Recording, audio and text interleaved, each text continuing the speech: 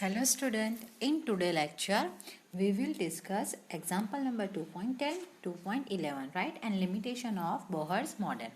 So first example number 2.10. What are the frequency and wavelength of a photon emitted during a transition from n is equal to 5 state to the n is equal to 2 state in the hydrogen atom, right? मतलब कि hydrogen atom में photon emitted हो रहा है n raise to n is equal to 5 में से n is equal to 2 में, right? तो here n is equal to 5 is ni, मतलब कि initial and n is equal to is equal to N F, right? मतलब कि 5 में से इलेक्ट्रॉन कहाँ पे जा रहा है? सेकंड में, राइट? तो हम लोगों ने इक्वेशन किया था डेल्टा ई, तो delta E is equal to 2.18 into 10⁻18 joule into 1 divided by N I square. Equation क्या है हमारा यहाँ पे? N I square 1 upon N I square minus 1 upon N F square, right? तो हियर एन आई मतलब कि 5 and N F is equal to 2, right? तो 1 upon 5 square minus 1 upon 2 square, तो 5 स्क्वायर इज इक्वल टू 25, तो 1 upon 25 divided by 1 upon 2⁻², मतलब कि 1 upon 4, right? अब हम लोग क्या करेंगे यहाँ पे एलसीएम, तो एलसीएम हमें क्या मिलेगा? 100. तो 25 को मल्टीप्लाई करेंगे 4 से, तो 1 इंटू 4, तो 4 माइनस 4 इंटू यहाँ पे क्या करेंगे 25, तो 1 इंटू क्या होगा 25, तो 4 माइनस 25, तो ये ब्रैकेट हमें किस में मिलेगा? माइनस में, right? If value of N I is higher than value of N F, right? तो एट दैट टाइम ये जो ब्रैकेट है वो हमें क्या मिलेगा? Always negative, right? But if value of N F is greater than N I, तो at that time वो ब्रैकेट हमें मिलेगा positive. Done. Calculation of frequency, हमें फाइंड क्या करना है? Frequency and wavelength. तो we have equation E is equal to H mu, right? Here E means energy, H मतलब Planck's constant and mu is equal to frequency, right? तो यहाँ पे हम लोगों ने क्या फाइंड किया? डेल्टा E, तो delta E is equal to H into mu, तो mu is equal to delta E upon H, right? Put the value of energy difference and value of a Planck's constant, right? तो frequency of photon is equal to 6.9091 into 10⁻14 second inverse, right? Joule cut हो जाएगा, second है तो second inverse हो जाएगा, right? या तो फिर हर्ट्ज, राइट? नेक्स्ट हमें कैलकुलेट क्या करना है? Calculate frequency, calculation of a wavelength.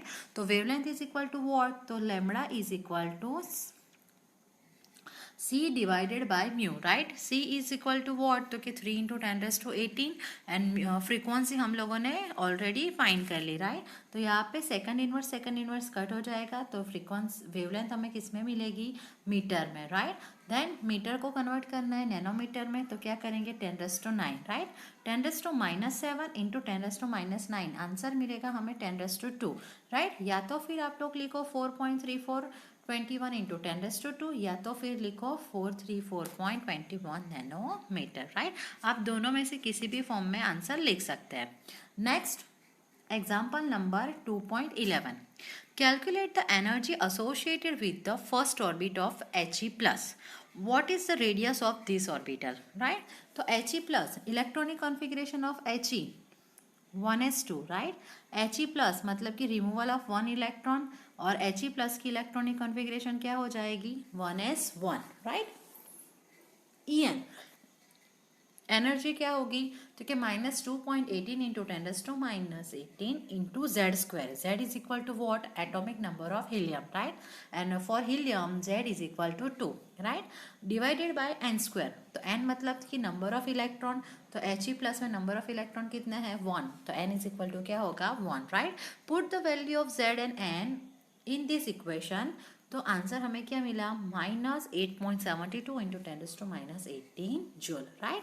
Then calculate radius of orbit is equal to 0.0529 nanometre, right? We have a value, right? A0 कितनी है? तो क्या 52.9 पिकोमीटर, राइट? पिकोमीटर को नैनोमीटर में कन्वर्ट किया 0.0529 नैनोमीटर, राइट? लास्ट लेक्चर में हम लोगों ने डिस्कस किया था. Into N square divided by Z, right? Same, n is equal to number of electron, Z is equal to atomic number of helium, right?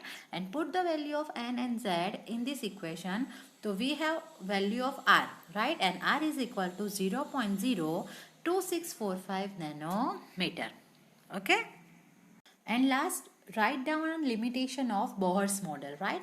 It fails to account for a finer details doublet, that is a too closely spaced line, right, of the hydrogen atom spectrum observed by using a sophisticated spectroscopic technique, right? And this model is also unable to explain the spectrum of atoms other than hydrogen, right? Hydrogen के अलावा किसी भी atom के लिए ये model ने कुछ भी एक्सप्लेन नहीं किया, राइट? बिकॉज ये मॉडल ओनली किसके लिए था? जिसमें 1 इलेक्ट्रॉन प्रेजेंट हो उसमें, राइट?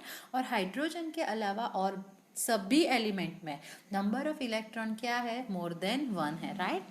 जीमान इफेक्ट में क्या है? तो कि Bohr's theory was also unable to explain hydrogen spectrum in presence of magnetic field, right? Magnetic field present है तो बोर्स मॉडल अनेबल है, right, to explain a hydrogen spectrum. Then Stark effect, तो कि Bohr's theory was unable to explain hydrogen spectrum in presence of a electric field. Electric field में भी वो explain नहीं कर सकता, मैग्नेटिक फील्ड में भी वो एक्सप्लेन नहीं कर सकता, मोर देन 1 इलेक्ट्रॉन है तो उसके लिए भी वो एक्सप्लेन नहीं कर सकता, right? Bohr's theory was unable to explain the splitting of spectral lines, right? And it could not explain the ability of atoms to form nucleus by chemical bond, right? तो ये थी limitation of Bohr's model. Okay? Thank you.